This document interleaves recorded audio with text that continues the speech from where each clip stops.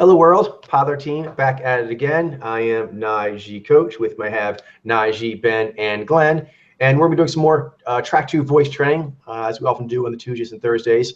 And right now we are in Mojo reading. But we're waiting for Mitchell to possibly come online. I thought we'd spend some time having a little chat, as we often do. We usually do it off camera, but I'm going to do it on camera tonight because I think this might be good intel for people in general, my spirits tell me. Okay, so basically it's actually a game. While we're waiting for Mitchell to come on, we often put on different videos and things, and we don't say this, but it's loosely understood that there's usually some connection to Mojo reading or Mojo journalism or spirit forming or just friendship bonding amongst the team. Like, oh, I remember you said so-and-so. I checked out their video. Here's what I thought. So there's usually like a purpose to it. So that's kind of like media sharing, but also game playing, which I'm going to talk about today, is very effective for learning. When you think about like learning like a language, that's something everyone got when they were growing up as a child. One is the fact that at that younger age, there's more elasticity for learning something so deep and core, but also there's a built-in immersion training. You basically wake up in your household as a baby, and whoever else is around you, parents, siblings, and those outside, they're all speaking this language. So you're basically hearing it all the time. You're basically getting, whatever language it is, Bangladeshi or whatever, you're getting that 24/7, like TV. Your parents and your friends and the people around the neighborhood and wherever you go shopping, they're all speaking this. You're basically getting that media 24/7. Okay, that's like ambient, very important. That's the adaptive side. There's also a directive side. And that often has to do with game playing. So it's fun, so it brings in stuff that you would think of be as adaptive. But the fact that you can score in gaming and there's a pleasure in playing better. Okay, that kind of relates very much to directive powers, standards of excellence. So I know for myself, growing up, that's something I always did in my family, and my dad and I in particular did it quite a bit. And he had a lot of elite training, my dad. Secret Service, FBI, Treasury agent, that kind of stuff. So he'd been around that kind of thing. And so they rubbed off in his Najee-ness. And one of the things was he and I would get bored standing in line or just killing time. So we never liked to feel like we were killing time, that the environment was like sucking time for us. And the way we always beat, so to speak, the environment, or always did our Najee-ness, although we didn't use that term while there, is we would say, a game. And it was often a memory game or a principle understanding game, to where you would pick a movie and name everyone in it, or you'd pick birds or prey animals or predators or shows that start like this, anything, and trying to make a game out of it. And we tended to favor pop culture.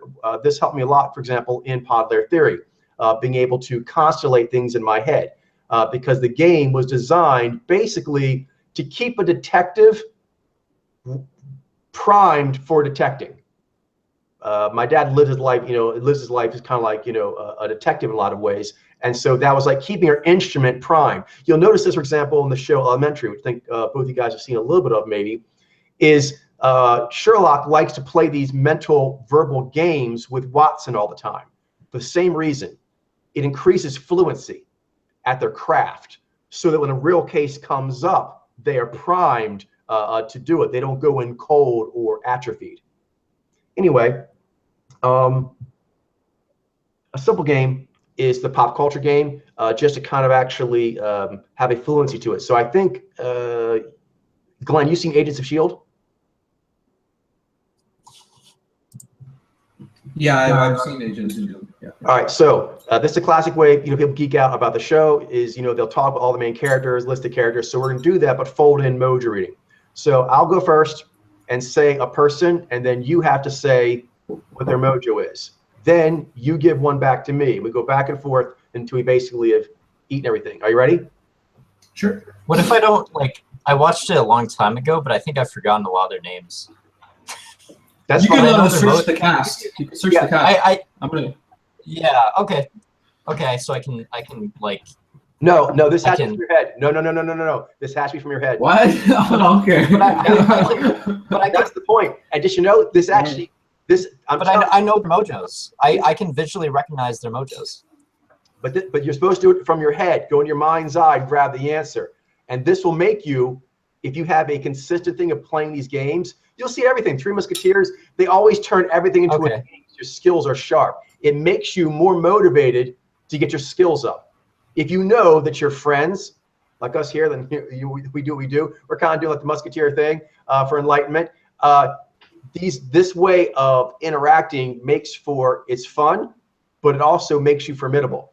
And it's really cool to be able to actually combine blissfulness and leveling up. It's a wonderful, productively harmonious exchange. Hey there, Jolene. Hey.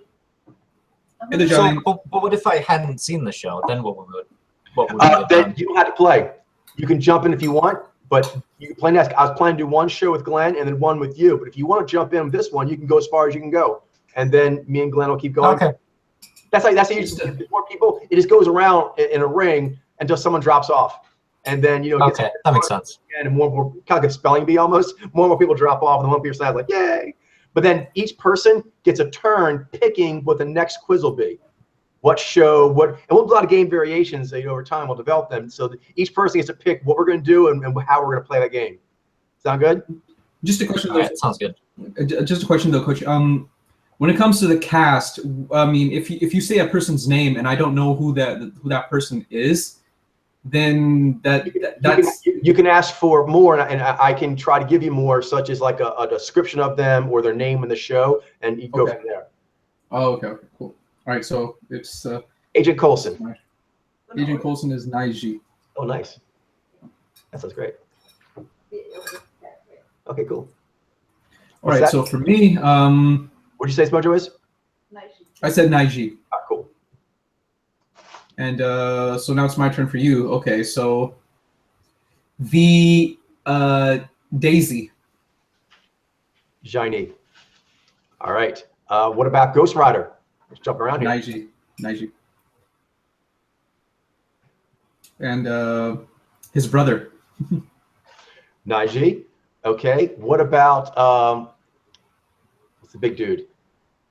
Did you see last episode? He had a sweet shotgun axe. That was awesome. I saw that one. That was amazing. Mac. Yeah, Mac. Yeah, Mac. You jump in? Just the game. We're playing the game real quick. I'm gonna. Yeah. Are you guys gonna play it for a little bit before moving on? Or? Just we're gonna do Shield, Agent of Shield, and then a show that Ben wants to do, and then we're gonna go into the. Okay. Yeah. I'll go in. All right, cool. So, Shailene, do you want to go after Glenn then? So you're up. I'm up. Mm-hmm. Oh, okay. So we're talking about Agents of Shield now. Mm-hmm. How about the? Let me see. Who we have? How about? It has to be from memory. Simmons, Jaini. No, Jinai. Right? Jinai. Yep. That's right. I think that's the dude, right? Fitzsimmons, or is the Fitzsimmons the girl or the guy?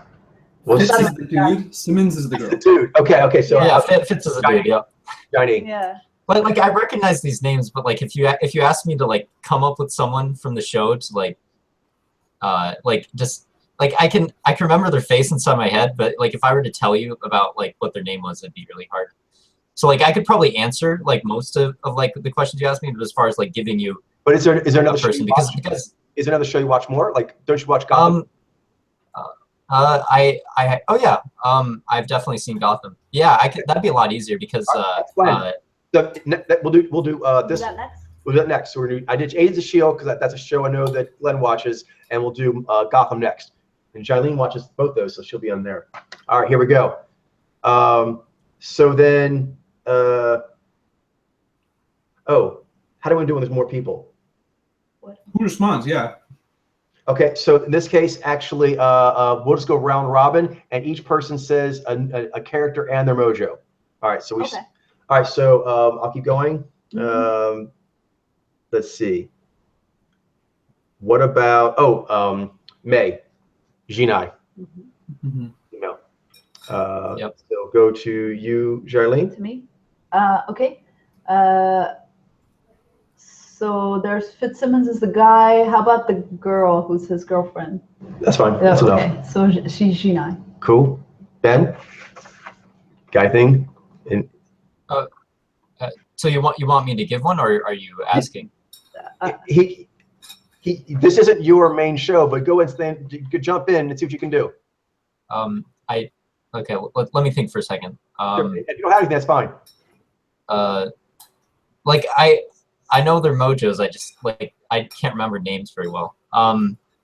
So like I can visualize a ton of people I could suggest, but I don't remember. If you can describe them well enough, say what they do in the show. Okay. What they look like. Just know this is how people talked about when they met bears in the woods, and how you find the trail. I'm telling you that this is the kind of mental fluency that you need to have with the materials, and you can feel your brain crunching, right? That's good. Yeah. That's a good crunch. That's a good flex. So, you want that. So that, like the black cyborg dude. I don't. Yeah, Deadshot or something like that. Yeah. What's he? Yeah. He's a Jinai. Good. Glenn? Okay. Grant Ward, Jinai. Nice. Back to me. Nice, Grant Ward. Let's see. Oh, he was on the show some. I'm going to take Nick Fury, Samuel L. Jackson, Nizy. Yeah. I think it was like in the first episode, or like when he was having his brain. That counts. All right, so I don't know what she did exactly, but she was the head of an agency, and she got involved with Coulson. Okay, yeah. Then she got killed. She's an Izai. Yep. What's his name? One that Glenn just did. He shot her. Yeah. That dude who has like a twin. He's a Nishai. Oswald. Oh yeah, Pat. Yeah, Oswald. Yeah. Right. Yeah. Nice. Glenn.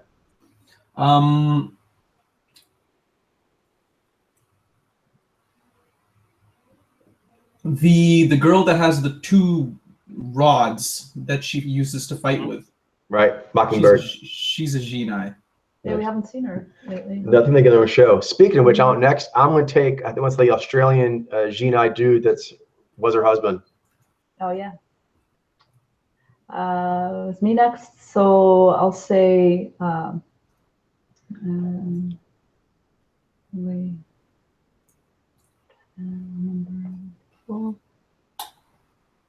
by the way, while she's doing this, I'll tell you guys about the game here. Over time, I'll see how it develops so you guys can start knowing that this is the way it's going to go. The cool thing to do playing the game is to start imagining answers ahead of time and keep them like little, arrows in your thing, because they're basically kill shots on people when things get at the end. You'll see as it gets to the end of this, being able to have one when other people don't, it's like, haha, it's my secret arrow. Yeah. So you want to start stockpiling them in your head now, and then it's intimidating, just so you know, when it gets to your turn, if you don't pause. Yeah. When it gets your turn, you go, boom, your turn. You know what I mean? Like you actually say your answer right away with no thinking. That's how you show that you're, oh shit, this person's going to bring some game today. So obviously, I didn't do that. Okay. No, but we're loose. We're warming up now. But she knows, because she had basically, this is cool because she knows this. She had introduced to the game playing when she met me and then my dad, and really all the friends that I had. If they're grappling friends or geeky friends doing role playing, you just quiz all the time. You quiz about what does the ranger have in his bow, what kind of arrows, what kind, you know what I mean? Like that's what you do all the time. How strong is Hawk? Is that stronger than Colossus? Or like it doesn't matter what it is. It's just powerful to quiz each other as like a fun way to pass time. It makes you badass at anything you do. When I did like a physical, I did submission grappling and taught that for a while. When we were not physically on the mat, when you're actually like at the barbecue and shit, you're talking about it, which, trust me, makes you better. You literally get better for the next time you're going to go on the mat by playing games that will help your mental fluency. I don't think I know anyone elite. Like I said, my dad kind of just naturally, that's one thing he just always did with me. We just would play this game to kill time. Oh, I have one. So the guy that was trying to take over, Grant Ward was working for him, but he ended up turning on him. But he's Nizy. Till they got in Deadwood? Yeah. Powers Booth, yeah. Powers Booth. Okay. Oh, for those watching, for example, I have a very bad memory. it's really bad. And so not only does this bonus stack, I know it bonus stacks because I use it to make sure in the few areas of life that my spirits say I need to be focused on, I am very, very good at. So for anyone, this will work because it works for Mojos, and even a very special case of that Mojo myself, where the memory naturally does not want to concentrate on to hold things. This keeps things that want to fall off from falling off. Very good. All right, so Ben. Yeah. So Ben's up. What you got? Oh, I was thinking about Gotham. Sorry. Are you, oh, sorry. Oh yeah. Just one more thing. Now I'm coming back to me now. Now I'm sharing this with you guys. Is there's generally like a 1 minute rule. Okay. So if you can't get anything in a minute, then that's it. Okay. All right. I wasn't really like my headspace wasn't really participating. No, so. I understand at all. So I wasn't saying that there's. I think you still have plenty of time. I think what Ben is saying is that he doesn't have one. Don't have one. That's cool. All right. Oh, I didn't say that actually. That's but, okay. Yeah. You said you because initially you were distracted, right? Okay. Right. Yeah, and then when you described it, it sounded like I was out of time, but then I wasn't paying attention. No, I was okay. letting you know the general way things work with the game. Go ahead. So go ahead and take a little time if you think you can pull one out. Okay. There's like another Genii black dude that's like a part of the core team, and right, I remember him. Not Matt. There was someone else. There was someone else. You're right. There was someone else. Yeah. I need to talk about what's Mojo. I think it's that it. Yeah, because I said Genii. So. All right. To you, Glenn. Daisy's dad, Nizy. Oh shit! Mm-hmm. Dang. Oh yeah, Daisy's mom, Johnny. Woo! All right. So I was gonna go next, but that'll be yours. Sorry. Not a problem. So I'll go me then you, Ben. So I got to come with one. The guy that she was kind of like. I had that one. Yeah, that dude that she was kind of sweet on, Vaiji. That Vaiji dude. Yep. Who? Which guy? He was one of the what do they call them? The Inhumans. He shot. What did he shoot fire or something? Yeah, I think so. He was one that they were boyfriend girlfriend for a little bit. Mm-hmm. The guy that has electricity for his like power. Maybe it's electricity. Yeah, he's the one that showed her around. Yeah. He was like her escort chaperone up there. Yeah. He's All right. Yeah. So he's Vaiji. I didn't know that. That's new for me. That's cool. This is good. This is what the game does. It helps you in a fun way retouch your cases. Yeah, and it's like someone makes one connection. It's like, oh yeah, the parents. So then Jolene thought of her mom. Detectives do this, and actually it'll make breakthroughs in cases, and not just current cases. They'll make breakthroughs in past cases because they're sitting in a diner, having their food or doing whatever they do as cops do or detectives do, and then to kill time, they will be like, what is the highest caliber weapon you ever saw a murder case with? And the person has to go through, whether they know it or not, a synopsia of all the cases they've ever worked to try and find the one that had the highest caliber weapon used. They answer it, and they come back and they ask, and back and forth, and it's a fun game, fun way to kill time, but it's really keeping your entire case selection like at your fingertips, loose, and like recently touched, because you have to keep canvassing it fully to pull out the answers to these little games. Yeah, each sample, every scenario, every like time you have to think about something like that, it acts as like a sort of retrieval cue that you have to then jump to the next thing. Exactly. Cool. And as you do the retrieval, you're also kind of like shuffling through your deck, which actually reminds you of cards that you didn't even go in there to look at. But when you actually start thinking, what's the largest caliber weapon used? And you go through it, you may actually go like, was it this one? No, it's this one. Okay. So you actually go to the second one, that's the answer. But you actually flip through a couple of other very big caliber weapon cases. Your mind immediately pulled up like a gathering of the most high caliber cases you could think of and started sifting through it. You hadn't done it in a while. You hadn't done a sort, so to speak, on your database of high caliber weapon cases. That quiz kind of demanded that your Tsunami did that. Very, very effective. Like I said, I don't know anyone elite in any field that they don't have friends, and when they get together, they do it. They just it's a natural way to bonus stack. I think humans have been doing it since forever. All right, but back to it. We got. By the way, Mitchell looks like he's trying to get on. Hopefully, he'll make it. Yeah. Yeah, it looks like he. That was me. So back to you, Ben. You said yours, and then Glenn, did you say yours? I said mine. I said the doctor. I think it's actually my turn, isn't it? Or did Glenn? Yeah, it's Ben's turn. That's right. Yeah. So I think his name is like Hunter. Have we covered him yet? Yeah. That's the boyfriend of Mockingbird. We covered. Oh right, yeah. Okay, the dude without the eyes. He's a Genii. The villain without the eyes. Isn't that Deadshot? Didn't we already say that? No, that's Cyborg. But what do you mean no eyes? Explain what you mean no eyes. He doesn't have any eyes. They're like, it's just skin. Oh, that dude. Holy shit. Nice one, Ben. Yeah, he's one in human. he was one that teleported them, right? The teleporter dude? Right. Oh, crap. I think so. Yeah, he's the one who would like show behind you and like grab you and teleport you back to Inhuman land and whatnot. Yeah. Okay, nice. Good one, Ben.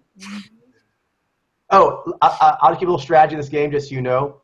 Generally, what you do is you try to summon all things that you know, and then you shuffle them, and put the easy ones on one side and the hard ones on the other, and you use your easy ones first.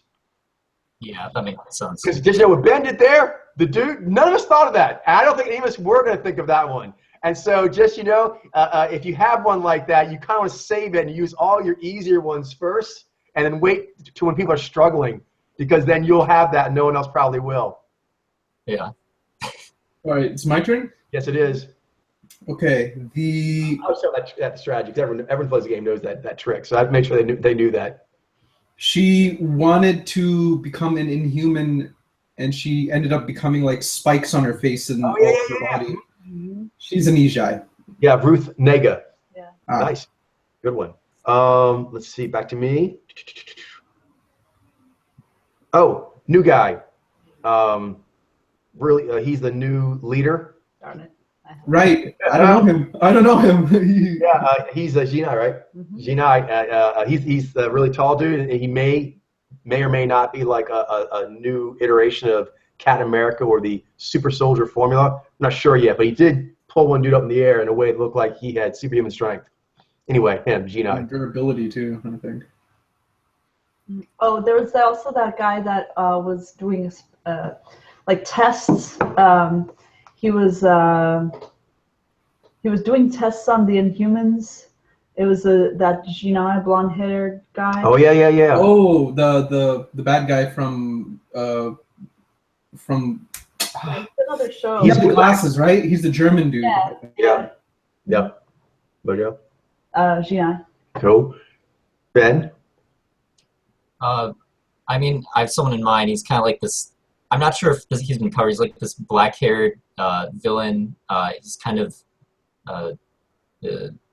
got a sort of thinner face, and that's all I remember about him. Is he been read? Has he been read? He has been read as Genii. What kind of guy was he? Oh, what? What kind of bad guy? What did he do? Like, what was the storyline that made jog our memory? Oh, I think he shot someone. Did he shoot Fitz, or did he? That dude. Who's the guy who shot Fitz? I don't remember that. No, this is good. Yeah. Or like who's the guy who caused like Fitz to be like mentally? Wasn't that? I thought that was damaged. Ward? I thought it was Grant Ward. Wasn't it Ward? Or No, it was Ward. Right. I'm thinking of someone else. Yeah, Right. I can't. But he shot like he didn't he shoot Sky? He shot someone. I thought. Not sure. Ring a bell, Glenn. Yeah. It was like in the first season. He was in the first season. He did what again? I think he shot Sky. And he's been read? Yes. Not ringing any bells. Not ringing bells. Sky. Oh man, It was like in one of the first few episodes of the series. this is gonna bug me now. Yeah. Yeah, he was like one of the early villains. I'm not sure. I think he stayed a villain for a while. I'm not sure if he's still. I'm not up with the latest episodes or anything. But Yeah, your memory is mainly focused on the previous season, so Yeah. you're gonna have some interesting insights as far as like characters and stuff that we may have already forgotten. Because I'm like on the 4th season, I think now, right? Is it 3rd season or I don't know, 4th season? The latest one is. Yeah. whatever What are you it is. talking about? Based on playing a game, I'll let them fill you in on all the love, the joys that bonus stack that game playing does amongst friends who happen to share an elite hobby or passion. The game is basically right now picking a TV show and then going through each person trying to name a person on there. You can say the real name, the character name, or give a good description of them, but then that plus their mojo. And then you see who can stay in the longest. That's the goal. Today we're just going to do 2. We're just going to do Agents of S.H.I.E.L.D. We're winding that one down, and then we're going to do Gotham next. Interesting. Yeah. This is different. So, on Glenn now? Yep. Is it my turn? Okay. Let's see here. Sorry, I had technical difficulty. That's why I was late. Since you guys can't remember the person I described, we can't really confirm whether he's been covered yet. I don't even know if he's been covered yet. So Yeah. So Yeah. I think I should probably be out because I can't explain to you who he is. All right, so one down. That's what this way it always goes. And make sure you want to stay as long as you can. It's really, if your friend plays the game, you're really motivated to like think of the answers. All right, so Glenn. Well, don't worry. I All right, so should Mitchell go first? Mitchell will just watch, and then I think I'll watch this one because I haven't even watched Agents of S.H.I.E.L.D. So All right, so the I would lose. Daisy's mom, she's a Jaini. I believe her actress name is Dickon Lackman. You already said her. I said her. Oh, you already said her? Uh-huh. Okay. After Ben said them, or whoever said the dad. it's important here what she's doing. Since we're generally just when we're just hanging out, whatever, you can write it down, but generally, for new people, but generally as you play the game, you don't write it down, so that you have to constellate them in your head, the whole show, and think of who's been said and who has not been said. It's a great mental practice. Mm-hmm. Okay. Let me see here then. I just remembered another one. Mitchell, the way it works is, generally when you hang with friends doing these games, is each person takes a turn picking what the game's topic will be and any rules about how to play it. So it doesn't have to be TV shows. It can be music. It can be STEM people. It can be it can be anything at all. And everyone gets a chance to pick a topic they want and show off how they're badass in that. They're like no one will ever beat me here. Yeah, usually a person picks a topic. It's hard to beat because they usually pick one they're really good at. But everyone wants to beat them, or at least stay in as long as they can. And then everyone has a chance to pick their own personal topic. Okay. All right. He's part of the military or something. Like he's a lieutenant dude, and he has kind of a weird thing with Phil. They have to work together a little. Yeah. I believe he's a Nai Z, right? No, Shinai. Oh, so he's a Shinai. Okay. All right, Glenn's out. Oh. That's how it works. If you can't think of it, or it's the wrong answer. All right, so you and me. All right. So what's left? Left. You got anything? I do. Oh. It's your turn, though. It's my turn. Oh, okay. Early on, there was a person that Ward was working for before Powers Booth, I believe, way back in the day. It was Bill Pullman. Gene-I Bill Pullman. Right. I actually wrote him down. He was Grant's like supervisor kind of character. Like I remembered him that way. He was the one that Grant was really trying to impress. Right. And he was one of my special ones. I was gonna save him. Yeah, for later. exactly. I get down to that. So let's see what John Lee's got. What do you got? So there was that psychiatrist guy who's was involved with May, was May's ex-husband. Oh yeah. Right, so he's Gene-I. And he became the blue dude. That blue dude. Whatever. Yes. What's his name? Like Savior? I'm sure. I don't. Tracks. Maybe, but his real name is Blair Underwood. Slash or something? Slash is his ego in human form. His alter ego, yeah. Okay, nicely done. Well played. Oh man, it's harder now. I'm running out. I got like one good one, but I think I have to give it up now. That dude who played, I don't know his name, but he is a G-Vi, and he played Absorbing Man. Oh, the rubber dude and then the metal dude, and then he became whatever it is that he touched. Yeah. Oh, that's good. Yeah. I have the guy who when not Fitz, his girlfriend went to the other dimension. The guy that was there that was injured, that was sort of a like love astronaut interest. doing I thought of him at one point. Yeah. He was United. Damn. Jolene's gotten good at this game. Okay, let's see. Getting rough now. Getting rough now. And we may have to do Gotham next time. Is that okay? Because we've gone here, but this is good. Teach you how the game's played. Ooh. All right, someone keep a timer on me because I might be out here. All right, I got a timer, right? I'm going to start now. Cool. Okay, at least I got 1 minute. Is it,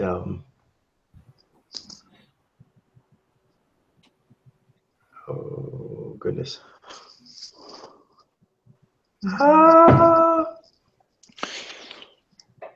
Oh, yeah, yes. She played like she was from an agency that was like legitimate, but she was actually with Hydra. Saffron Burrows, Naiji. Oh, yeah. Right, I remember. I was trying to remember what her character she was. Right. Now it's Jolly's turn. By the way, just Oh, yeah. I gotta start thinking now. I'll use her time and my time. Right, Jolene, timer starts now. So, how about this latest storyline where those people got sent to that, whatever that alternate dimension is, where they were sort of look like ghosts? Mm-hmm. So the woman, the lady? You read her yet? We haven't? No. Oh, damn it. I thought we had. Okay. I think you have a soft read, but she's not been read. Yeah. Okay. Right, 30 seconds. Beep. Mm.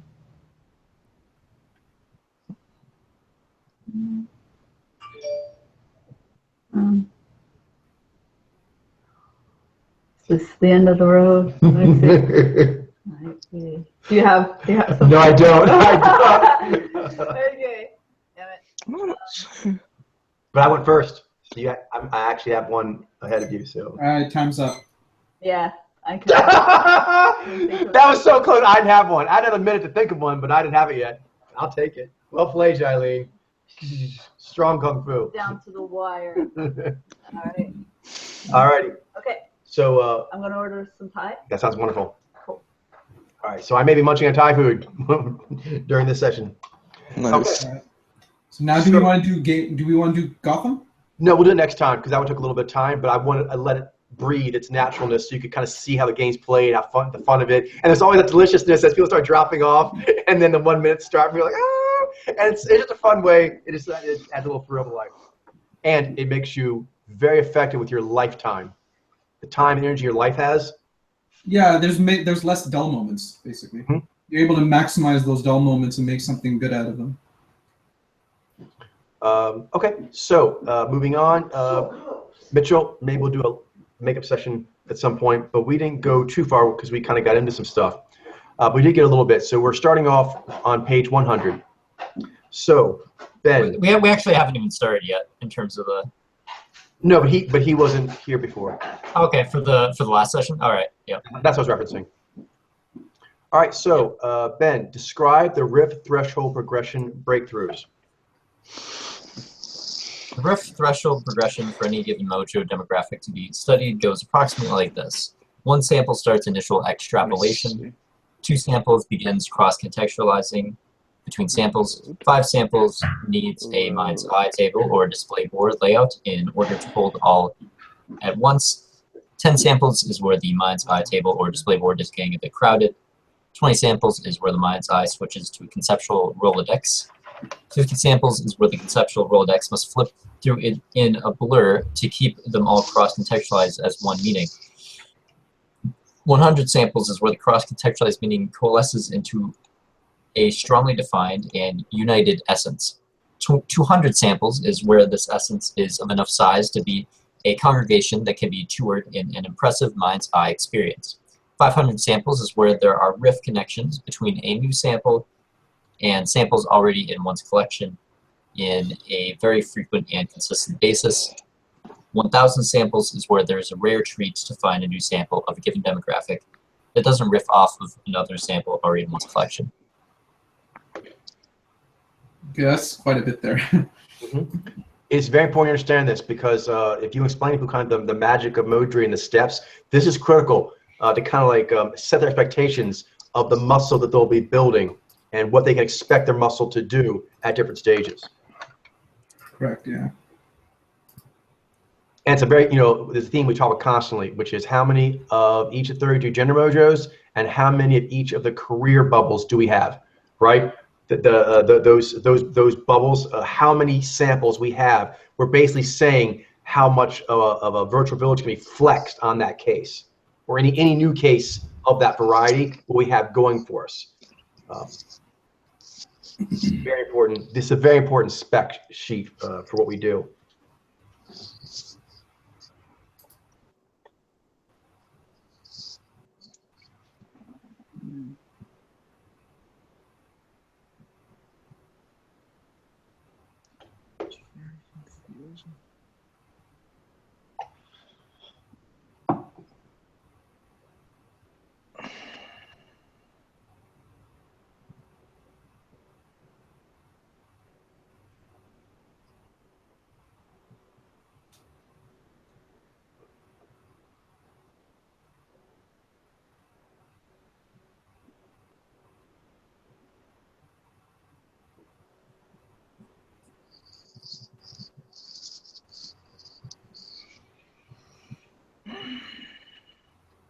Yeah, this is kind of literally explaining, not unlike a gym person when you go in, they try to sell you on a membership. Because we're trying to get people to do pod layer, it takes a lot of effort. So you're selling something, you're pitching something that you're asking them to give effort. So one of the things you have to do is tell them, okay, in the first week, you're gonna know you'll be a little sore. But then that soreness is gonna turn to a tightness. And then and they kind of like give you like over a several month period, like a mind's eye view of what you can expect if you continuously train and build. It gets a person more inclined to do it. They come with a more proper mindset, and they're more inclined to stick with it because they know, this is how my muscle is building. I'm building my muscle. Yeah, you're giving them milestones that they can expect. Exactly.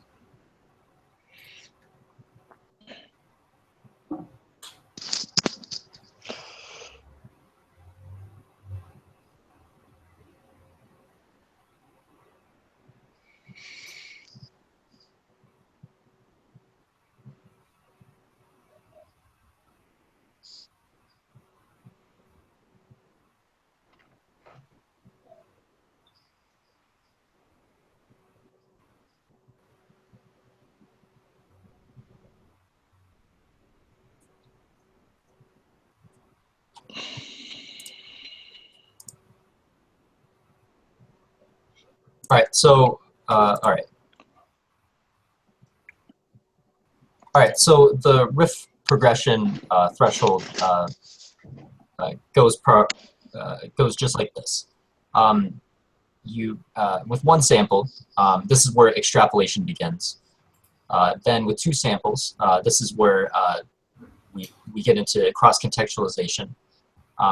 Then with 5 samples, now we have like a table of samples that all relate to one another in a variety of different ways. And then 10 samples, this is where the table starts to get a bit crowded. So there's like a lot more math, a lot more calculations sort of going back and forth because the magnitude is much larger now. 20, the table becomes like a Rolodex of samples that one can flip between. 50 samples, in order to flip between, the Rolodex is much larger, so in order to flip between it, it flips between it basically like a blur to give a great amount of meaning. 100 samples, this Rolodex becomes so strong that it feels very tight and unified. It gives a very tight and unified meaning. Essence, exactly. And then, yeah. And then 200 samples, we get to the point where this unified congregation of samples can be toured to provide a very immersive and sort of enlightening experience. It can be very toured very effectively to provide a really rich experience. And then 500 samples, you get to the point where it becomes very frequent to riff, to successfully riff one sample to one of the samples that you have in your massive collection. And then 1,000 samples, you get to the point where where when you look at any given sample, it's going to be pretty rare that you don't have some sample like that already in your collection. Boom, well done. Mitchell? Oh, real quick, just a little evolutionary biology speculation here is I think that the reason why the 5 and 10 are 5 and 10 probably has to do with one's hands. I think, you know what I mean? These are kind of like the natural math. So the humans are constantly seeing what's on one hand, what's on the other. So I think they can hold easily 5 and 10. And often in memory tests, people group things by 5s and 10s to add up to the greater thing. But when you get larger than that, they have to use a different kind of mental holding. So, go ahead. Yeah, that makes sense. Yeah, it was studied, like, I think before, that like the reason why phone numbers had 7 numbers in it was because that's how many characters that the mind can hold on to at any single point. But then later they did a study and then they found that it's actually less than 7. It's actually only 4. So that I think there's some kind of crossover there. I think there is for sure. Although there's other, I mean, as far as like number systems are concerned, we could use a variety of different number systems than the one we use now. I'm not sure what you mean by that. Oh, I mean, like you could still group them differently and still have it make sense.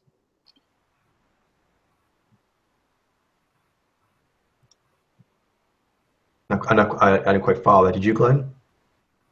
I think what he's trying to say is that, like, when it comes to the Mojo reading samples, right, like 1, 2, 5, 10, 20, 50, that can be done in several other kinds of methods and ways, like different number schemes. Actually, yes and no. Yes, in that the numbers could shift slightly, but no, there are these regular kind of things, just like sure. Yeah, and that's precisely what I'm saying. If you used a slightly different number system and you like rounded it to those values, it would be, I mean, exactly. As long as the general principle is followed. Yeah, because like you could still have like 1 and then 2 and then like, because like once you get to like 50 samples, it's sort of like it's flexible. Exactly. Yeah, and I think maybe it might be possible that we might come across a different kind of a principle as far as the numbers go, which will allow us to then update, because it'll be more accurate as far as like what we're trying to do here, as far as like why we chose the numbers. Yeah, and the numbers really are an approximation. What is more firm is the mental milestones. The milestones that are associated, that part I think is fairly definite. Yeah. I totally agree with the milestones. 1 and 2 and the smaller digits, they seem to make a lot of sense. 1, 2, and 5. I think that makes a lot of sense. Like you have 1 of something that's like that's very impactful and meaningful. 2 is like you're able to compare. 5, you have quite a few things to compare with. When it gets to like the really big numbers, I think there's more flexibility that will naturally come into play. Because milestones, it's going to become like, well, it's true. But there are some fairly well-known numbers that are associated with this. But you are right. There's some flexibility. But for example, in congregation building, and you're basically having a mental congregation, 50 is the number that is generally considered that it's going from a couple dozen people who know each other to a congregation is 50. So that's why that number is there. Can that number be flexible? It sure is. But if you read the literature about that subject, that's the generally accepted number, although everyone knows. I know that 200 is like the maximum amount of people that you're able to have in your mind, as far as like people that you know in your world. Exactly. So again, different people, that number will be different. It's not going to be 200 for everyone exactly, but there will be that moment, and it's somewhere around 200. It can be 150, it can be 350, but somewhere around there, it's holding connected relationships with more than that many people. The human mind doesn't seem to work that way. It'll start finding, tiers. It'll start making a tier system of those that you know at more and more gradations away from you into acquaintance. You simply can't having 200 plus friends is actually, with the amount of headspace we have and hours in the day, weeks and years, actually humans aren't designed to do that. There's a lot of research behind that. Anyway, but does that make sense? So that's where those numbers came up from. But you're right, they are more flexible as the numbers get bigger. But people should, but the milestones, people should expect them. They should work towards them, and also when it happens, they should be ready for it because that's their mind molting out of almost like a butterfly is molting out of its caterpillar form. Your mind's eye lens that flexes, it'll take like a noticeably different form as the samples get larger and larger, and one should be anticipate that to smoothen those transitions. Yeah, in order to go to the next level, you have to change something about the way in which you were doing it before, because you eventually will get to a plateau, essentially. And then in order to go beyond it, you need to change. There has to be a new perspective added.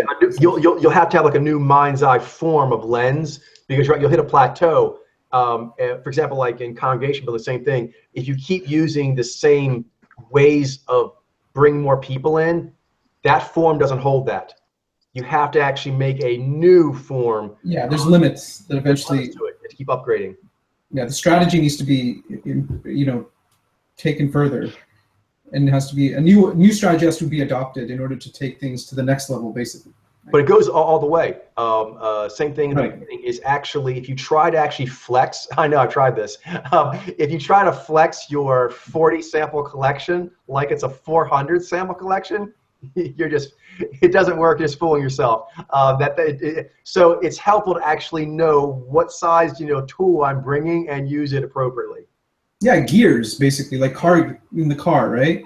Mm-hmm. Exactly. Yeah, you have to use appropriate gear for the appropriate terrain that you're working with, and yeah.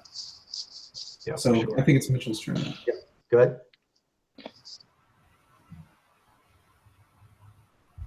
I have a very good shot of Mitchell's forehead right now. It's a fine forehead. What's that sound?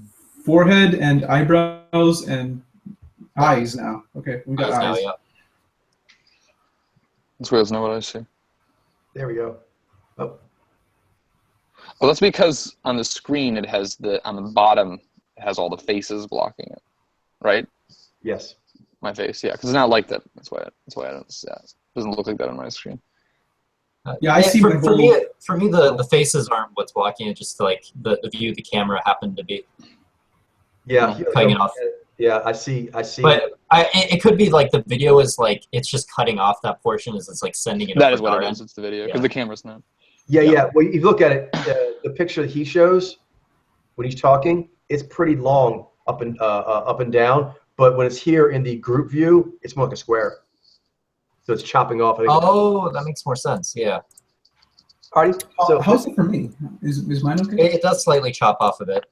It doesn't chop off that much, but it does. You have a lot of space around you, Glenn, so you're fine. Okay. Yeah, I think you and I have a more far out view than they do. Yeah. I'm using a phone. That's why. Yeah, I've been there, man. I've been there. I know that struggle. If you hold your phone horizontally, I'm not even charging right now. if you hold your phone horizontally, that might fix it. I'm not sure. Then it might make it more elongated as opposed to more vertical. I'm not sure if that fixes anything though. But anyway, when you're ready. Yeah. But this was an important topic to go over. Yeah, I was kind of wondering about it the other day, actually, on Tuesday, I think. I was like, why does the number scheme work this way? It's kind of like an interesting thing to wonder about. But yeah. As long as it all has like a math to it and it all fits under like a certain kind of principles and stuff, then it's okay. Otherwise it's sort of like you ask questions like, why is things, question anything, everything and everything. Like, why does it work the way that it does? Like, it's true. Don't just be a sheet. Okay. So the riff threshold progression. So basically, 1 samples you have the initial extrapolation, just what you can do from that. 2 is where you have the beginning of the cross contextualizing, because you can actually compare something. 5 is where you start to have like a display table in your mind's eye of the samples that you're constellating. 10 is where it starts getting crowded and hard to hold them in the table. And then 20 or around there is when it starts to have to switch to more of a conceptual Rolodex thing that it has to sort of flip through to see all the samples. And then 50 is where it can flip through that in like a blur to keep this like the coherence. Because it's too many to even flip through, like, I don't know, I guess in like a slower, like one by one Because manner, effectively. You kind of flex, and that flex takes roughly the same amount of time regardless of how big your collection is. So the flex will have to have a different form if the collection has a few it's going through in that same period of time versus it's a lot more. You know what I mean? Because the flex will still occupy roughly the same period of time. We just don't have the processing power to like to really spend a whole lot of time like looking at each every one as we're flipping through it. So it has to go like really quickly to really get an idea of what we're doing. If you're trying to get the big picture, yeah, you do, because you're trying to get Yeah. all of it. You're basically trying to flex your all on that. Mhm. Mitchell? So you need to be efficient with your resources. Mitchell, go ahead, Mitchell, real quick, and then we'll get you to the end. Yeah.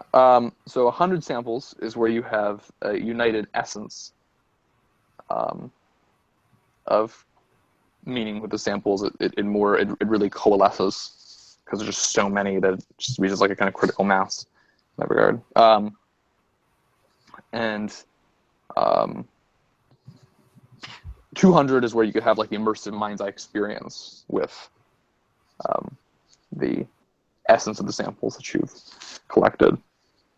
500 is where finding the riff connections between the samples starts becoming a more and more frequent thing in a noticeable way, because there's just so many to compare between. It becomes very fluid in that regard, and fluent. And then finally, 1,000 is where finding a riff connection is, not finding a riff connection is quite rare, and it's like getting a new treat to your collection. Oh, nice. Go ahead. All right. So the riff threshold progression starts with one sample, which is basically the initial, gives you something to work with right off the bat. In order to understand anything, you need to have at least one of it in order to just understand its essence, even to begin with. The next number is 2, which allows you to compare and contrast between the two different versions of two different samples that happen to be the same Mojo or whatnot. 5 is when you're now beginning to work with like a table array or a table kind of layout of like, I imagine like cards, for example. Like you have 5 cards in front of you, like you're holding a 5 cards in your hand. It gives you something to like hold on mentally in your mind's eye in a more easy manner. 10 is when essentially now you're getting a bit more crowded. You're having to hold 10 of some things in your mind's eye, which it becomes a little bit more difficult. But at the same time, that's given what like two hands of cards basically. 2 hands of cards basically, yeah, or like on a table or something like that. And then 20 is when it switches over into becoming a sort of Rolodex. When you're sort of like, I imagine like sort of like a lottery thing, like those, you pull on the lever and then the thing like the 7s and stuff like a huge Rolodex of several different kinds of samples that you need to go through quite quickly in order to grasp all of them. 50 is when it becomes a bigger Rolodex and it becomes more of a blur. You're spending even less time, more fractional time on each individual sample, so it becomes more of a blur and you're trying to hold on to it all more in terms of like the overall pattern and gist of what that all the samples are. 100 is essentially when that becomes, when the samples get to a size where now you're having to deal with the, it's still a Rolodex, I think, right?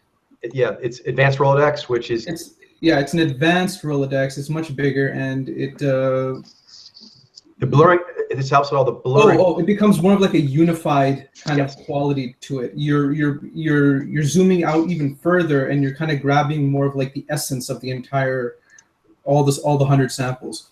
200 is essentially when it becomes more of like a congregation.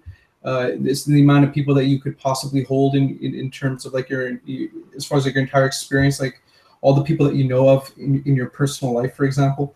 A congregation, like, like people going to some kind of like a temple or something. 500 is essentially when that congregation size gets even bigger, and it becomes more frequent to come across sort of like riffs of like certain samples being relatable to other samples in some kind of a, given that they're the same riff and stuff.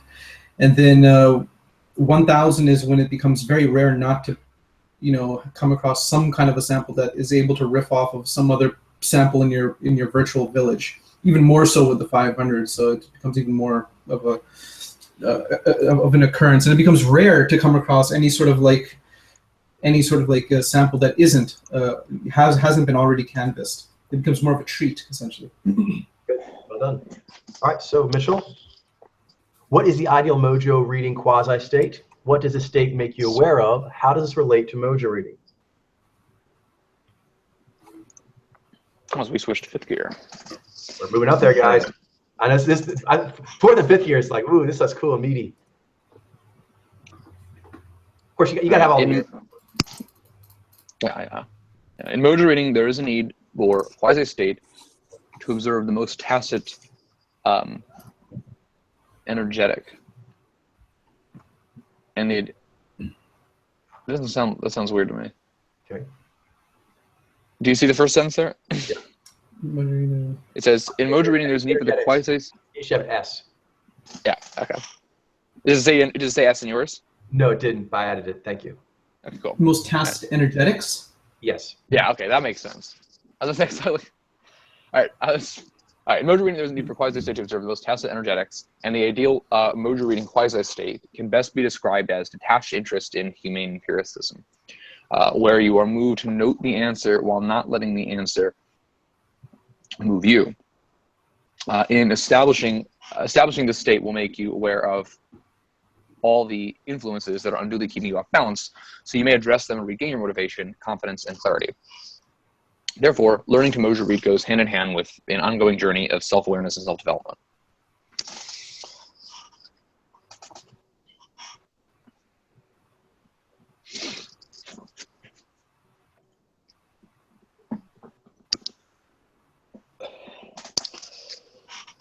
Are there questions for this?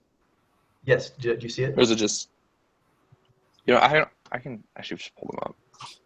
I guess one thing, just on the grammar, where it says there's a need for quasi-states to observe the most tacit energetic.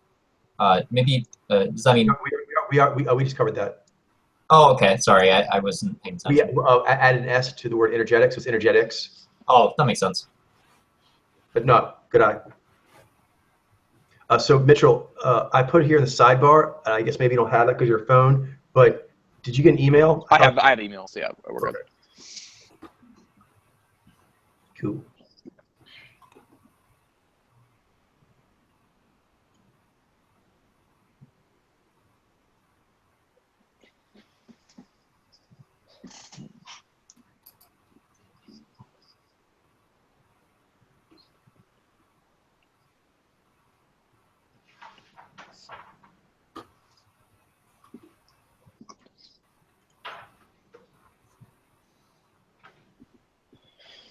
Okay, so the ideal Mojo reading quasi-state can be best described as detached interest in humane empiricism, which is basically trying to note what the answer is outside of you and not letting it move you simultaneously. So this makes you aware of, by focusing on this, sort of all the things that are throwing that ideal state off balance. And so by addressing them, your lens can regain its footing of clarity and motivation and stuff like that. So this relates to Mojo reading because Mojo reading therefore goes hand in hand with a journey of self-discovery. Because as you do this, you're learning about what the things are that just, the kind of gunk on your lens, it just ambiently throws it off. Indeed. Just wipe it off. So a discovery and self-development, because you're like, fifth gear has told me I'm a racist. You must recognize it, but you also must fix it. Just noting that you're racist is not sufficient. You'll have to remove that error. Well, as long as I'm aware of it, then it's okay. Exactly. Oh, I'm a homophobe. I'm good. now that I'm a self-aware homophobe, I'm good to go. And some of the people who are legitimately consciously literally consciously trying to be racist, like they're actually intentionally like freaking racist. Yeah. You know? It's not they don't know that they're doing it. they're aware they're racist too. But I mean, they might not think they are, but it's they're. Coach, the last question there, how does this relate to Mojo reading? Shouldn't that be how this relates to your personal journey? Because it's fifth gear is Mojo reading. Oh, you're right. You're right. Thank you. How does this relate to one's personal journey? Good call. All right, cool. I was just, that was kind of like. Oh, you're right. I swept out the implied and put in the explicit. My bad. My boo. Right. All right. So in fifth gear Mojo reading, the ideal state is called quasi-state, which is essentially having a detached interest in humane empiricism, and that's important because it makes you aware of all the things that are essentially throwing you off, and you're essentially trying to not allow those things to throw you off, while at the same time reading them.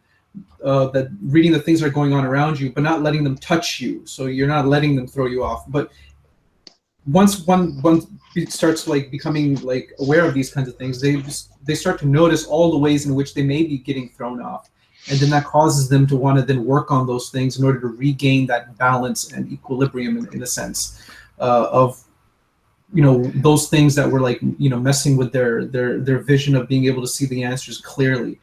And so it allows a person to sort of like address those issues in order to regain that focus and motivation and inspiration and stuff like that. It's related to one's overall personal journey and stuff, because as one does Mojo reading more and more, they're naturally going to come up with asking themselves questions that are related to their everyday life, and they're going to have to address those problems in order to become a better Mojo reader, which is also at the same time going to make them better at living their life in a way as well, and so that they're able to level up in all the different areas that that might be giving them issues, or not issues, but like there are areas in one's life that's outside of Mojo reading, but it's all connected essentially, right? So yeah. Speaking of the homophobe stuff, Coach, racism.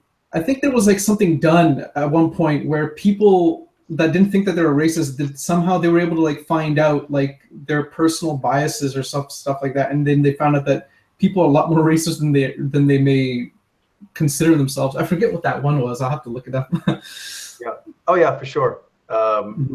Just like people are a lot less understanding of other Mojo designs than they think they are. It's something people have to constantly work on. Yeah, because people don't really know how things like their culture are actually like influencing them so much of the time. They're not like. Yeah.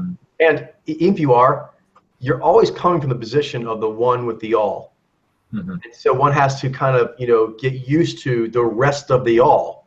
And every one in the all has to basically make that journey of trying to get as okay with, the all as they can be. But it's no one ever gets perfectly there. You know what I mean? You're always trying to get more. But I think because you're any creature, any chosen one of any heroic story, you're starting from finite of the all, trying to actually fill up as much of the infinite of the all as you can.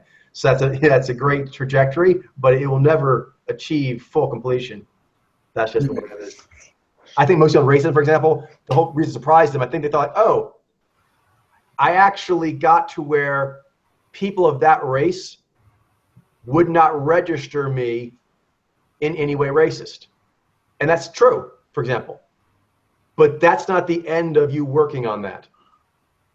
Do you know what I mean? After you're around people of a certain ethnicity and you're totally like acclimated and cool and everything as far as like daily interactions, but still self-evaluation of bias must always be there. You guys are from Mojo reading. Bias is just always looking to jump you. Everywhere you're not looking, pretty much it's going to jump you. You have to be shine that truth beacon around attentively.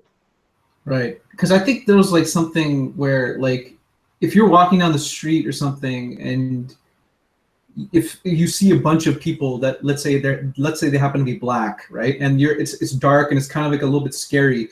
That those people, you know, those black people, they might seem more scary to you. If they were white people or if there's some other ethnicity, they would not make you feel that anxious. And then you might note that about yourself, like, why did I feel more anxious when the black people were walking by as compared to like when the white people were walking by, right?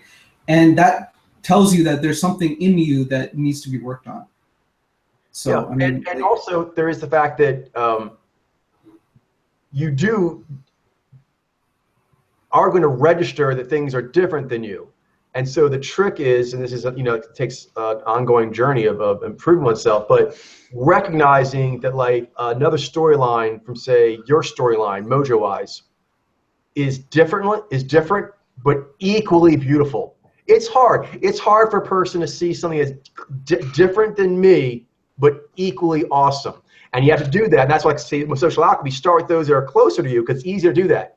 But the goal is to keep going. You can see all the storylines as being definitely different while still being equally beautiful and important and awesome. Yeah. All right, you ready? Glenn. all right. So the question. What is the ideal Mojo reading quasi-state? What does the state make you? Did you do that already? Done that? I already did that one. Okay, sorry to check you off. My bad. Ben, have you done that one? I haven't. Sorry, I've been kind of distracted, so it might take me a few minutes. Yeah. Sometimes I just stare into space, and I was sort of paying attention to the conversation, and then. No worries. And also, it can be a little tricky to study when the conversation is going on. Yeah, that's true. For me in particular, like I do have trouble focusing.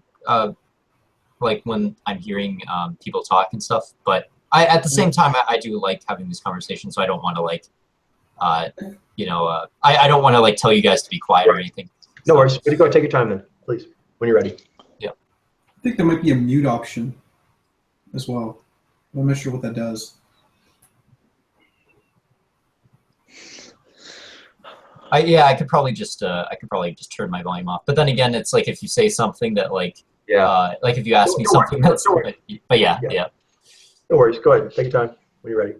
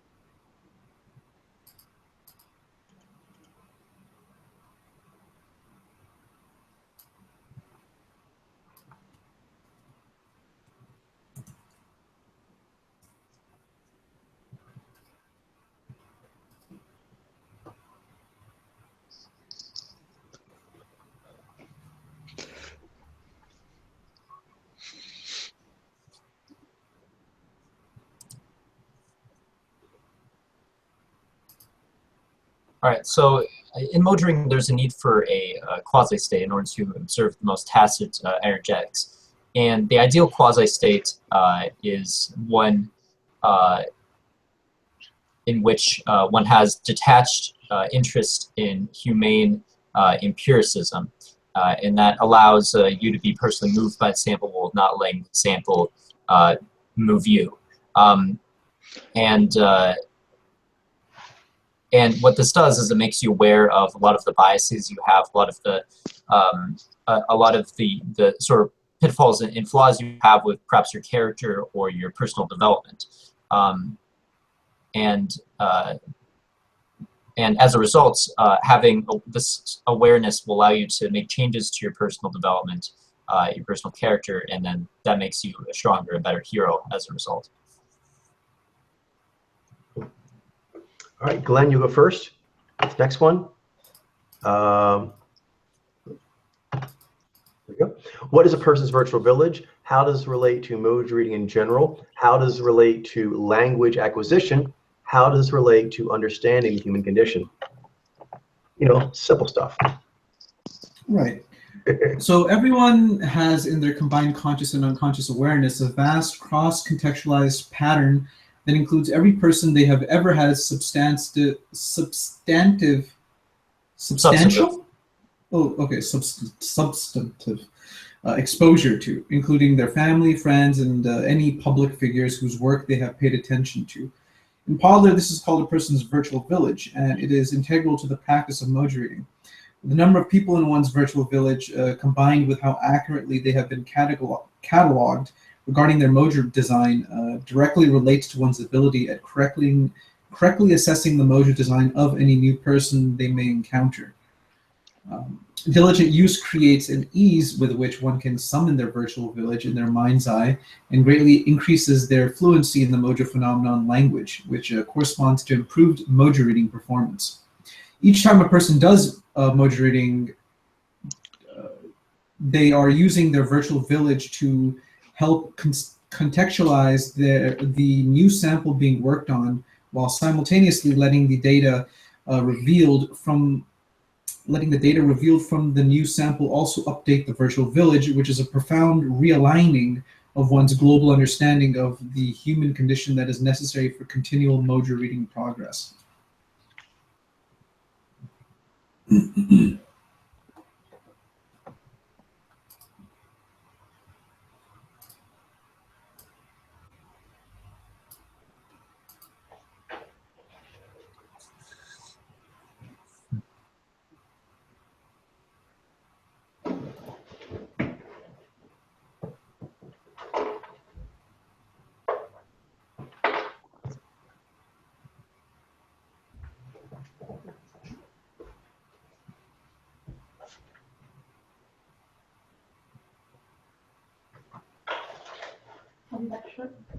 Cool.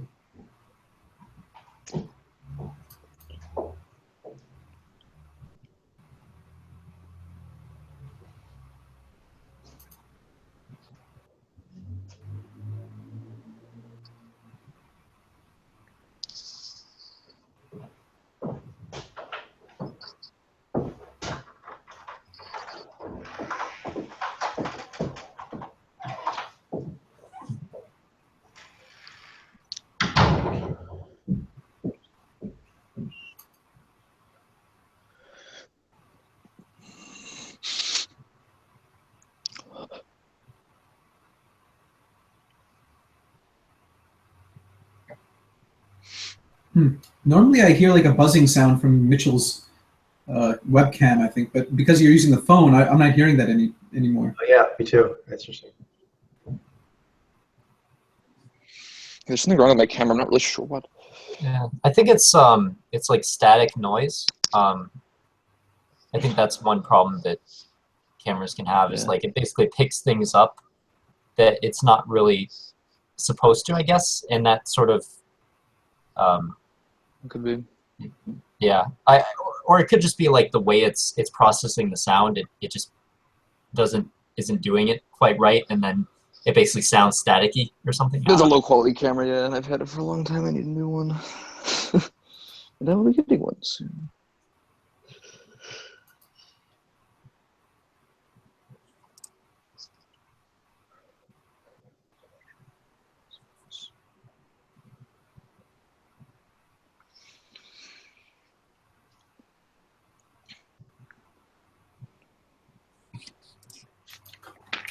All right, let me see if I can do this here. So a person's virtual village is basically referring to all the different people, family, friends, and public figures whose work that person might be aware of in some kind of a way. All of those people that are within the person's conscious awareness, like not conscious awareness, but like within their mind that they're basically aware of to some degree, that they're notable of. Like if somebody were to mention like, oh, who's Jennifer Aniston, you'd be able to know like, oh, that's this person, she's an actress, blah blah blah, she's been in these movies. The way in which this relates to Mojo reading in general is that if someone has like a vast amount of people within their virtual village, and the majority of those samples have been cataloged correctly as far as their Mojo has been read accurately, and it allows one to have like a very very strong understanding of like what the Mojo phenomenon is, basically, given that a certain amount of samples within their virtual village have been tagged as a certain Mojo, and then basically that allows one to understand the Mojo phenomenon. It's related to like language acquisition in the sense that the more people that you have in your village, virtual village, and the more times you go through it, you eventually start becoming more adept at being able to understand the phenomenon in totality, and you naturally begin to start developing a fluency and an ability to, rattle off, like, oh, I know this person, I know these groups of people, and it's all held within the virtual village as far as all those samples are concerned. And you become more and more better at it the more times you go through it, essentially. And this relates to the way in which one understands the human condition in general, because anytime a person is exposed to any sort of like a new sample, any sort of like a new person in their life, they're naturally going to start to wonder about what their Mojo is, and then you can use the virtual village in order to then figure out, based on your vast knowledge of all these different people, what kind of riff this person is and what kind of a Mojo they might be. So from like a top-down, bottom approach in that kind of way. But at the same time, once you discover what the person's Mojo is after doing proper Mojo reading, it might be the opposite in the sense that that one sample might change everything about how it is that you understand your entire virtual village, which may lead to some huge updates and realigning of your global understanding and perspective of all the samples that you have within your virtual village. So either way, it's an enlightening experience, and it has a lot to do with you getting a better understanding of the human condition overall. Good. Ben? All right.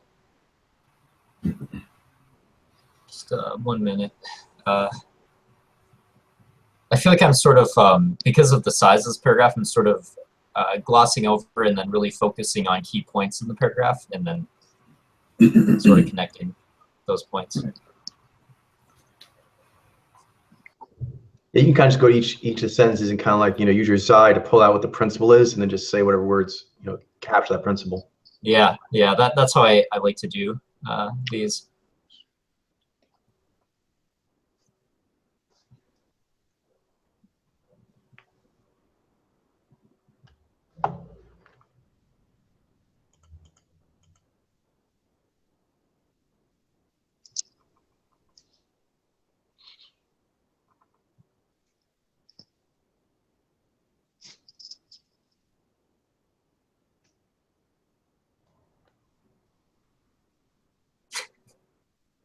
It's funny, we played a memory game right before we went into right before we went into beat training. But it's like because it was a memory game, it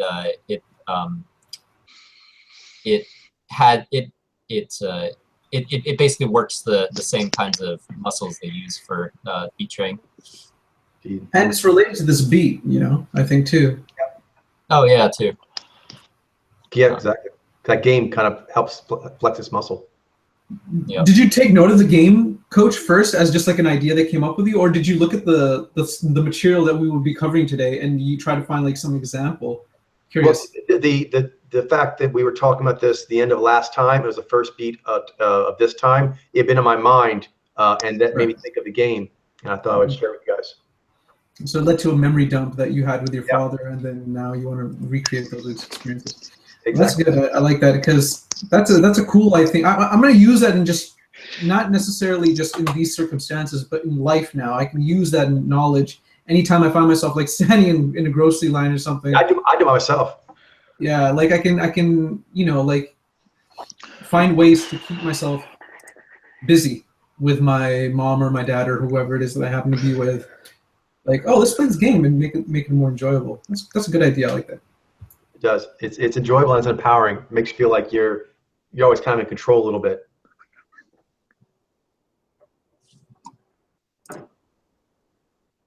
So a person's virtual village is essentially all of the people that person has ever interacted with and seen, and effectively is how they're categorized in their understanding of their mojo.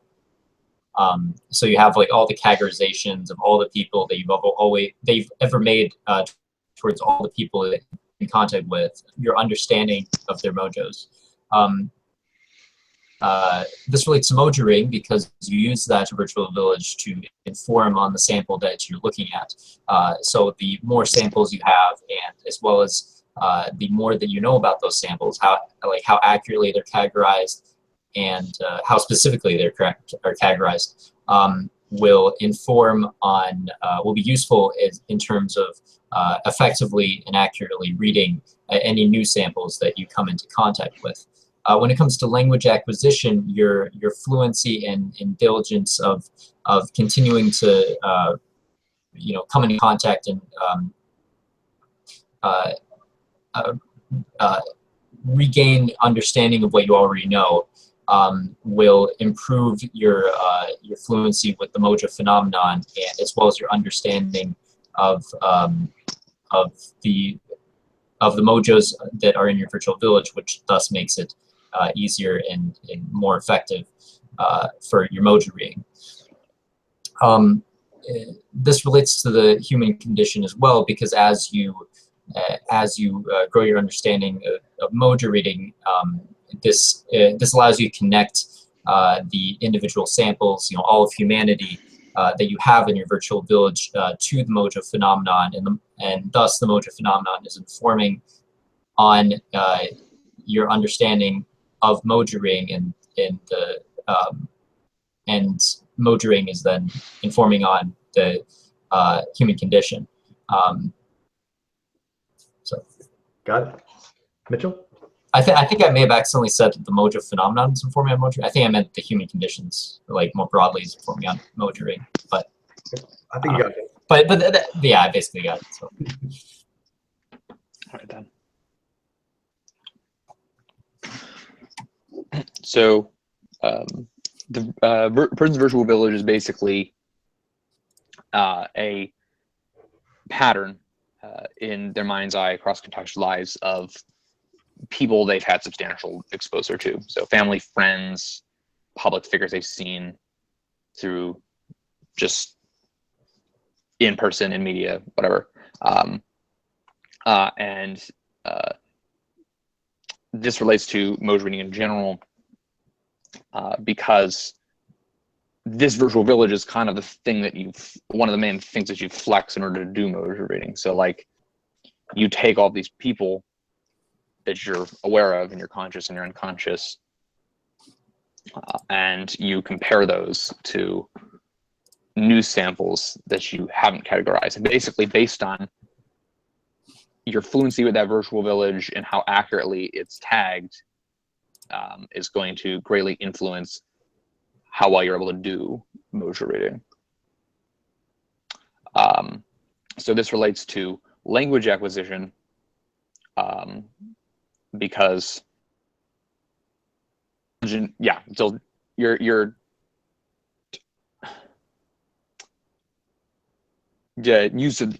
just like I was saying, there's both how accurately the samples are tagged in the virtual village and your kind of fluency with it. So even doing things like playing the games we were playing at the beginning of this hangout, where you're going through the samples and trying to remember them in your mind's eye and what their mojos are, you're going to be better able to apply the virtual village to your Mojo reading to increase how well you can do. And this relates to understanding the human condition because your virtual village represents a large facet of your understanding of the human condition. And so when you come across new samples, the sample will influence your virtual village just as your virtual village is attempting to assess and place that sample. And so there's like that kind of feedback loop. And as it continues on, your understanding of human condition is always increasing. Well done. Ben, back to you. What is immersion training? When is this kind of training essential? How does it relate to Mojo reading? Immersion training refers to surrounding oneself by as much media as possible, including people, places, and things of a subject to be learned. This intense and pervasive methodology of learning is used successfully in many fields, but it is often considered essential in learning large, complex, and nuanced skill sets, with the most common application being learning a new language. Since learning to read Mojo is a form of linguistic acquisition, use of immersion training is very helpful to get a good understanding of it, and is a key principle used in the design of the Podler training curriculum and its educational materials.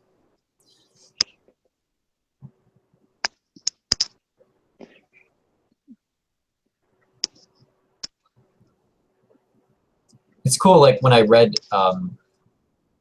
like when I saw the word Mojo read, my mind immediately translated that to read Mojo. It's like, it's funny, like once you get so used to seeing groups of words, you just like translate things how you know, immediately. True. I think when one does immersive training, it leads to a lot of implicit learning as well, which is, you know, can be really helpful, I think. Because you're not, even the things that you're not consciously aware of, they're also going to be, you know, registered within your mind as like things that you learned. I mean, I have some examples, but I don't want to take up time with that. But it's really interesting and fun.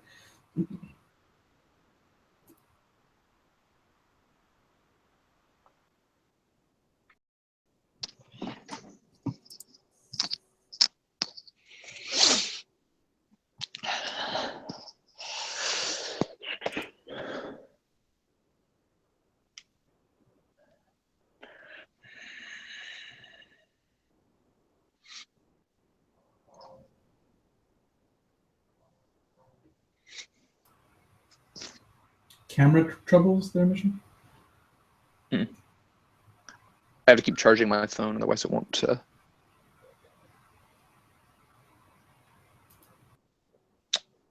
last. But that phone is nowhere near the questions and stuff on my computer. The charger is. I mean, the charger's nowhere near that, so I have to keep going back and forth. What I usually do is I have like one cable connected to the phone and then one connected to the USB on my computer. It's like it's always connected. I'm not sure if that might be helpful. My phone's so warm right now. There's like so much electricity going through it. So running Hangouts is a very intensive application for it.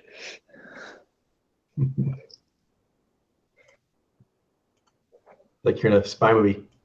Yeah. A little bit. Must give the message to Russia. It wasn't It's just because of my stupid, you know, technical issue computer. I don't know what is wrong with it. It's all good. You're here. That's what counts. Someone must have programmed it incorrectly. It's programmed something incorrectly that interfaces with it. Yeah, either that or just the camera's it's got something wrong with it. It's not the camera. Are you sure? Mm-hmm. Like you use it for other things and you don't get the problem, or? Oh well, the camera has problems, but that's separate from the technical issues that are preventing from getting on the Hangouts. Oh, so we're talking about two different things. I thought you meant the static. No, thing. I don't mean that. Oh, okay. Yeah. You're right. Yeah, that's a separate issue. That's not.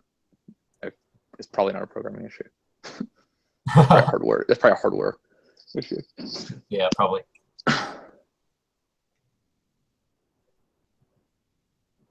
Either that or like something, I guess, would need to be calibrated. I don't know. Maybe if there's a way you can make it like less sensitive to certain sounds. Or...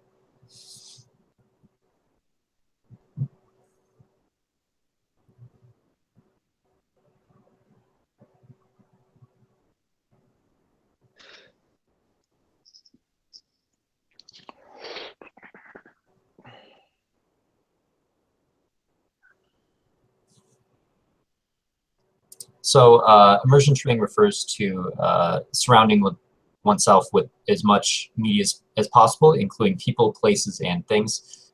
Immersion training is used as helpful for a variety of different skill sets, but is essential when it comes to skill sets that have like a massive amount of like data and information needs to be taken from different places, such as language acquisition. Since motoring is a form of language learning, it ends up benefiting a great deal when it comes to immersion training, and is actually a core part ingrained in the Podler practitioner program. So doing immersion training will greatly inform on the Mojo phenomenon and motoring in particular as well. Got it. All snap. Glenn. Oh, actually, no, Mitchell. Mitchell's not here. Okay, so Glenn, go ahead. I am here. Oh, he's here. All right, cool. Sorry. I just see an IG face right now, but Yeah. I'm here. Just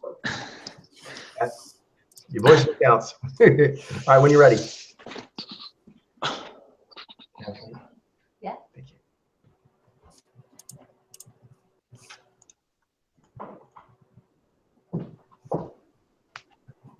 The Naiji face is slightly aligned to the left, but it looks kind of cool. It's sort of like it's like off to the side looking at you. You know what I mean? It's like, hey. I see. It's not right on in center. It's Yeah, the like phone to the side, just interacts with this app very strangely. Like it always has like weird things that it does.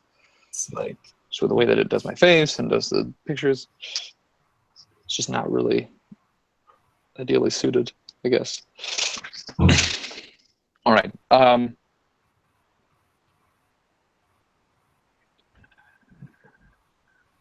Okay. So immersion training is basically training that instead of going in like a very like sequential order, it's more like surrounding yourself with the factors involved with that learning to just have this like absorbing experience, immersive experience. And this kind of training is essential when learning, not when learning anything, but it might help anything, but particularly when learning very complex, holistic systems and stuff like that, like learning a language that just has so many interconnections that there needs to just be an immersion in order to absorb those in any kind of reasonable amount of time. Instead of like explicitly listing them all. And so this relates to the human condition, understanding the human condition. Oh wait, hang on, wrong question. This relates to learning the Mojo read because Mojo reading is a form of language. Learning Mojo read is a form of language acquisition because you're learning to read a language of existence when you do Mojo reading. So, and a very complex language at that, although it's one that humans were designed to learn. So, basically, yeah, the immersion training is critical to learning Mojo reading, just like it is for learning a language like English, Spanish, whatever. Glenn, take us home. So immersion training refers to a kind of training where a person will completely immerse themselves, so to speak, in a certain kind of, in a certain area of interest that they're trying to become better understanding of. They're trying to learn, essentially. They'll surround themselves with people, situations, places, all kinds of different things in order to, from many different angles, be constantly bombarded by having to become well acquainted with whatever it is that they happen to be trying to learn. So it never turns off. In order to just even like for example, like a keyboard layout, they'll change their keyboard layout and then they'll have to learn how to type on the keyboard, because anytime they press on the keyboard, it will always be wrong unless they have to press. So basically have to learn how to do it correctly on the keyboard. So that's an example, I guess. All the language is also another example. This kind of training is essential when it comes to trying to learn anything that's really complicated and nuanced and has any sort of like, it has like a vastness to it that's like really complicated to it, and it can't be learned in a kind of like more procedural kind of method, like one by one, step by step kind of manner. You really need to just go hop right into it entirely and just see whatever it is that happens that you can grab onto first and then run with it. And then that'll lead to the next thing and the next thing and the next thing, and then eventually you'll get the whole. But you're not basically trying to learn in like a one step, two step kind of manner. This is related to Mojo reading in the sense that, like language, people will go to like a country and they'll learn the language. They'll be forced to learn the language. They'll be surrounded by that language at all times, in the form of writing, in the form of having to speak it, in the form of all these different kinds of ways. Even the situation being different can create stimulus like that. And so Mojo reading is similar kind of in that sense, because you really need to expose yourself to many different samples of many different mojos and the language of what all those words mean, nai, ji, zai, vi, ni, jai, zi, vi, all those powers and everything about it. And the curriculum that Podler has relies very strongly on that in order to teach its practitioners more about the phenomenon, more about the theory and everything like that, because it's such a huge theory, it's so massive, and really you can't approach it in any sort of like one step kind of manner way. You really just have to take it in total and just see where that takes you. Indeed. The step-by-step can be useful in certain sections, but at some point you kind of have to be around all the moving pieces as they are. Just to clarify how it is related to the practitioner program more specifically, is like we talked about this before, right? Like you can go and do any sort of beat in any sort of like order, right? Like if you want to do level 1 first, you can do level 1 first, or if you want to do level 5 first, you can do level 5, whatever pops out to you first, right? That's kind of like, I think, immersive training at its like core is like you just go with whatever, like that happens to stand out. Very much like say an open world game. Right. Choose your own adventure kind of thing, right? Exactly. But also, but also kind of like open world in that you could actually have multiple choose your own adventures in different states of progress that feels good to you, and you kind of take. And any progress is progress. Yeah, exactly. And even in like open world games, you have like requirements to do certain things. Like if you want to like raid the level 90 dungeon, it's going to be pretty hard. You know what I mean? But I think with the practitioner program, we're a bit more flexible. Are we going to be like? I mean, we're not like super. Because I know like at one point, I forgot who it was. Someone wanted to do like the higher theory stuff in the track 2 thread, and you said that was cool. So it just depends on like how flexible we want to be. Yeah. What you? All right. Because whatever aspect of enlightenment elephant makes you happy, start the ears, start the feet, start the tail. It's fine. Just keep working your way through it. Yep. Yeah. Obviously, there's going to be a little bit of structure in certain areas, I guess. But yeah, overall, it's kind of like you go with whatever that you want to do. There's structure that you have to do certain feats to like there's a tier system of like prerequisite feats to get to higher feats, but you can kind of go through the routes to them any way you want, like said, an open world game. Well, that looks great. All right, Mitchell, you are up for what are people pools? How can they be grouped together? All right. Let me go back to. Okay. All right. The term people pool refers to any demographic cross-section of a person's virtual village citizens. They can be grouped together in many different ways that can increase one's understanding of the Mojo phenomenon, such as Mojo design, development level, rift variety, social alchemy, career bubble, familial relation, country of origin, and so on. The entirety of a person's virtual village citizens is a person's total people pool. Cool.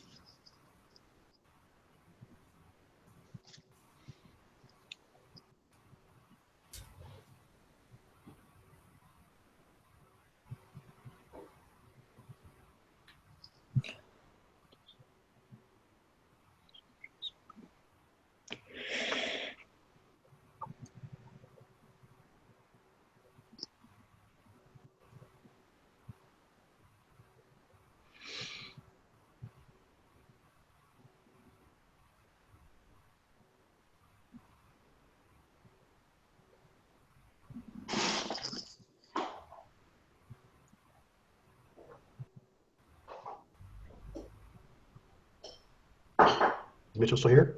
Yes, I'm here. All right, cool.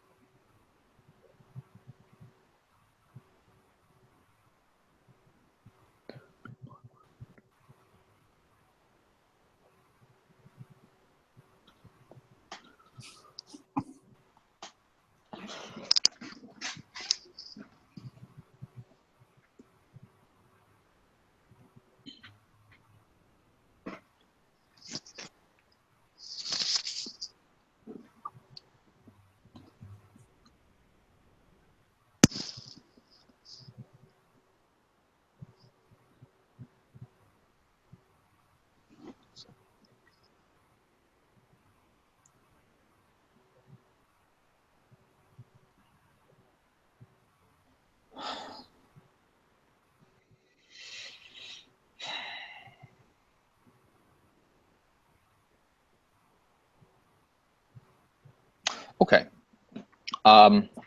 So a people pool refers to basically any demographic cross-section of the citizens of a person's virtual village, and they can be grouped together in a variety of ways, just that you could group based on just the descriptors of the people in the village. So by Mojo, obviously, by family or country even, by like ethnic group, social alchemy, broader social alchemy groups, careers, rifts. You can go on and on. But yeah, Okay. I guess That's it. Yep, you got it. Next up is Glenn. All right, just a sec. I actually wasn't studying this time.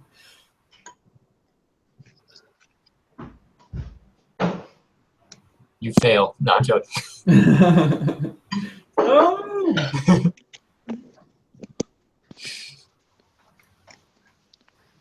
Fatality. So, they've got like in one of the more recent games they had. I'm not sure if it was just the more recent one, but they have like babality, so like turn your opponent into a baby, like when you defeat them. Your opponent into bacon? Is that what you said? No, you turn when you defeat your opponent in Mortal Kombat. I think you can turn them into a baby, and it's called babality. Oh, a babality. Yeah.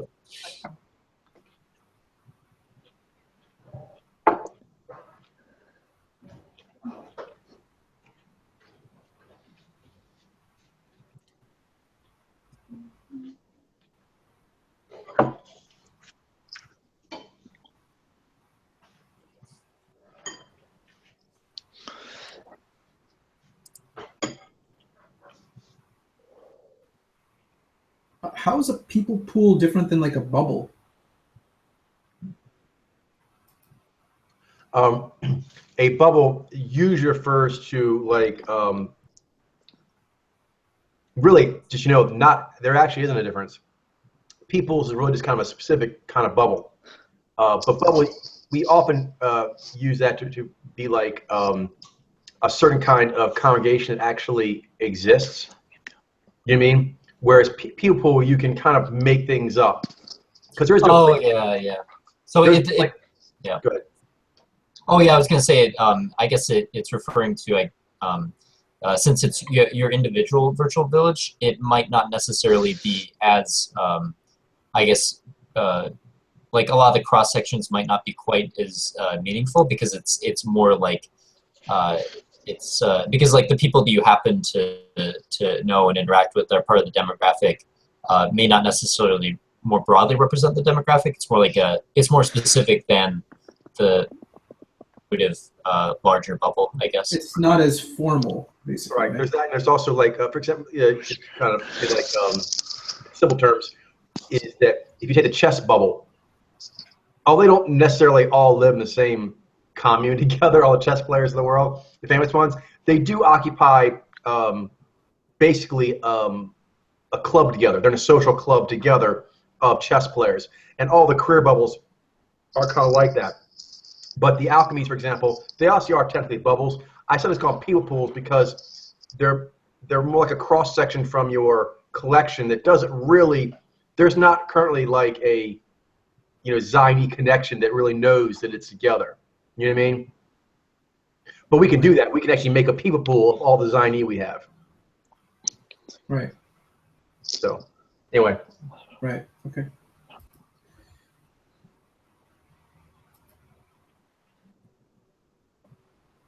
But short version is they're fairly interchangeable. Right. Yeah. And there might be some like the meaningful, I guess, relationship they have together is that they're all related to you individually. But that becomes more like it's harder to it's harder to classify that, I guess, more. Well, I think you might be talking a little bit, Ben, about personal people pools. This is just people pools. Oh yeah, I mean, but it's like a person's virtual village. So all the people you happen to, I guess, know, but also that happen to be in your virtual village. So there's going to be an individuality to the people you happen to have in your virtual village. It's going to be based on your interests and the people you just happen to, that you know, and that's going to be largely based on you personally, usually. But cool. You got a little something in your beard. Yeah, good. All right, I think I'll try this now. So a people pool refers to any sort of cross section of like a group of people, it could be like any sort of like demographic of people that make up any sort of like a group of people, basically. So it has to do with like humans and stuff, and the different kind of like structures in which they can kind of like get associated with like chess players or this or that or anything like that.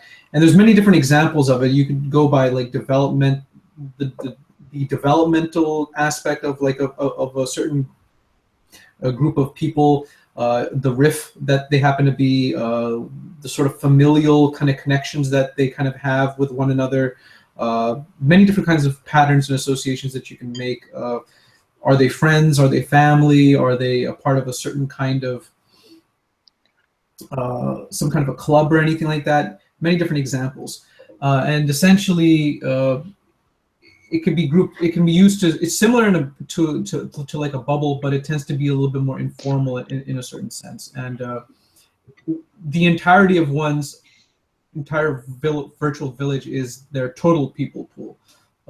So yeah. Got it. And then finally, just Ben.